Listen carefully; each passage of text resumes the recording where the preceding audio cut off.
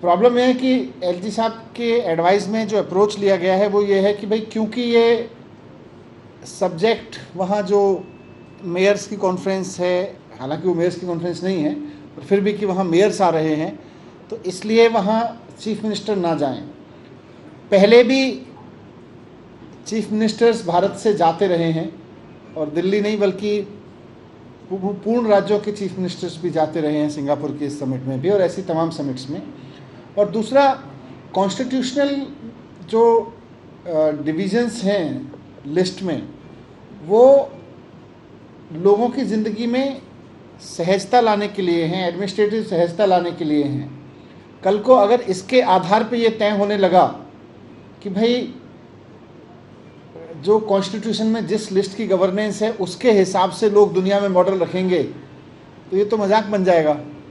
और फिर प्रधानमंत्री जी आधे से ज़्यादा तो राज्यों के काम के लिए वहाँ जाते हैं, राज्यों के बारे में बात करते हैं, राज्यों की बिजली की बात करते हैं, शिक्षा की, और बहुत सारी चीज़ें हैं जिन पे प्रधानमंत्री जाके बात करते हैं। वो सारे तो मुख्यमंत्रियों के दायरे में आते हैं, तो फिर कर तो प्रधानमंत्री जी भी नहीं जा पाएंगे अगर हम ये लाइन लेके चलेंगे तो।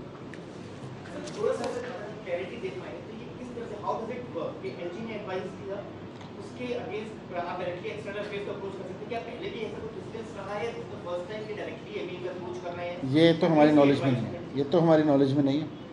सर एलजी साहब भेजना किसको चाहते हैं? एलजी साहब तो किसी को नहीं भेजना चाहते।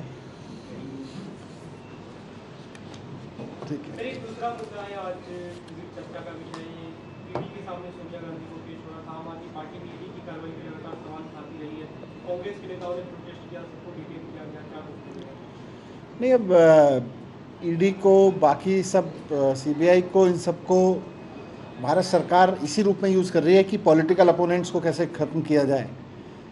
देश में क्राइम नहीं ख़त्म हो रहा, देश में फाइनेंशियल मतलब इकोनॉमिक ऑफेंसेस जो हैं वो चारों तरफ हैं, कितने कितने करोड़ों अरबों खरबों रुपए के गबन करके लोग बाहर भाग गए। इसी सीबीआई, ईडी और इन सब के जितने भी विंग्स हैं, इन सब के नाक के नीचे से। क्यों? क्योंकि यहाँ जितने भी ब्रेन्स हैं उनको पॉलिटिकल वेंडेटा पे लगा रखा है। सर एक लास्ट सवाल है, द्रौपदी मुर्मू की जीत अब लगभग निश्चित है।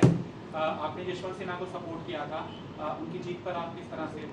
नहीं, मैं क्योंकि मैंने जब वोट दिया था तब भी मैंने कहा था कि राष्ट्रपति पूरे देश के राष्ट्रपति होते हैं, वो किसी पार्टी के नहीं होते। तो मैं आदरणीय द्रौपदी मुर्मू जी, जिनकी जीत अब लगभग ट्रेंड्स में भी ऑलमोस्ट श्योर है और पहले से भी मैथमेटिक्स में भी समझ आ रहा था, तो मैं उनको बहुत बधाई देना चाहता हूँ। और उनकी अपने जीवन की यात्रा बहुत इंस्पायरिंग है और मुझे पूरा यकीन है कि वो राष्ट्रपति के पद पे बैठकर पार्टी की जो जिस तरह की भारतीय जनता पार्टी जिस तरह की हरकतें करती है उन सब से ऊपर उठकर देश के हित में, देश के एक एक नागरिक के हित में वहाँ पर बैठकर काम करेंगे।